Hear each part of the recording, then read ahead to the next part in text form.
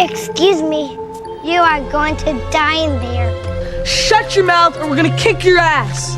A little girl tried to warn them, but the twin brothers just laughed it off. They didn't take her seriously at all. Instead, they went right ahead and walked straight into the old house that everyone else in town avoided like the plague. Once inside, they looked around with wild curiosity, like they were ready to break all the rules and let loose. It wasn't long before the two brothers started tearing things apart without a second thought, smashing old furniture, knocking over dusty frames, and stirring up years of dust and decay. Before they knew it, they had stumbled into the dark, damp basement. At that point, they had no clue that the moment they stepped down those stairs, their fate was sealed. The house had already taken hold of their lives. Still oblivious, they continued to wreck whatever they could find. One of them smashed a glass jar filled with strange preserved specimens. As the jar shattered, a sharp, foul stench filled the air, so bad it made their eyes water and their stomachs churn. Just as they were about to leave, a shadow flickered through the crack of the basement door. The older brother kept walking but soon realized his brother had disappeared. He called out, Troy?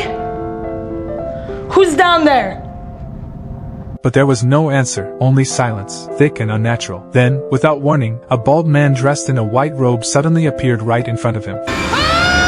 Fast forward 30 years, the mansion had been completely renovated by several owners, transforming it into a stunning, luxurious home. The cracked walls were repaired, the floors polished, and shiny new windows replaced the old, grimy ones. A family was ready to move in. The real estate agent didn't hide a thing. The last owner had died there, which was why the house was selling for such a low price. Usually, a grand house with such a dark history would be nearly impossible to sell, but their teenage daughter, rebellious and stubborn, insisted on buying it the moment she heard the story. No one could have guessed that by the very next day, strange and terrifying things would begin to happen.